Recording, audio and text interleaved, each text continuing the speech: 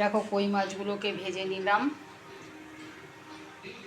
নিলাম, আবার জিরে ফোড়ন দিলাম, তেল দিয়ে এবার হলুদ দিয়ে দিলাম। এবার এখানে দই কই করব। এই যে দই কই সব একসঙ্গে মশলাটা দিয়ে নাড়াচাড়া করব। এর মধ্যে কী কী আছে সেটা তোমাদেরকে বলছি। দই আছে, পোস্ত আছে, তার টমেটো পেস্ট আছে, কাঁচা লঙ্কার মধ্যে যে পাকা লঙ্কাগুলো সেগুলো দিয়েছি, হ্যাঁ, আর দুটো কাঁচা লঙ্কা, আর এমনি লাল লঙ্কাটাই দিয়েছি, ভালো লাগবে দেখতে তার জন্য। তারপরে একটু সামান্য জিরা দিয়েছি, পোস্ত দিয়েছি, দিয়ে বেটে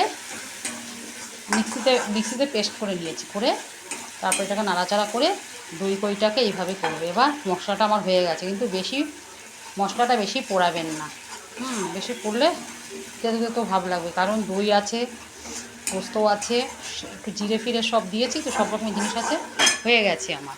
এবার কই মাছটাকে আমি ছেড়ে দেবো, এইটা দইটার মধ্যেই ছেড়ে দেবো। এই যে এক এক করে আমি ছেড়ে দিলাম, এক এক করে ছেড়ে দিলাম, এক এক করে ছেড়ে দিলাম ওইগুলোকে। দেখো দই কই খুব সুন্দর লাগবে, খেতে খুব সুন্দর, তোমরা একবার করে খেও, খুব সুন্দর লাগবে। এবার একটু জল দিয়ে দিলাম, পরিমাণ মতো জল দিয়ে দিলাম, সামান্য, এটা বেশি কষা কষা টাইপেরই হবে। তোমরা পারলে শুধু কাঁচা লঙ্কা দিয়েও করতে পারো, কিন্তু আমি দইটা মিক্সির সঙ্গে একসঙ্গে সব বেটে মশলা দিয়েছি। এবার একটু ঢেকে রাখবো 5 মিনিট। নুনটা দিয়ে দেবো, নুনটা দিতে মানে ভুলে গেছিলাম, এই যে নুনটা দিয়ে দিলাম, নাড়াচাড়া করলাম। দেখো প্রায় হয়ে এসছে, আর বেশি করব না দই কইটা।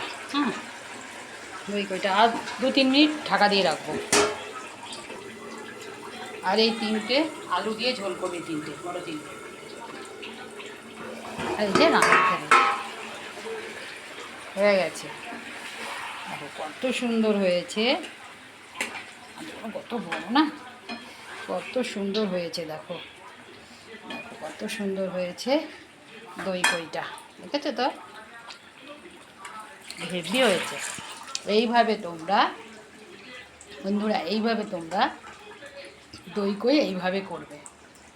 তোমাদের তো বলেই দিলাম, রাখছি, টাটা, বাই বাই।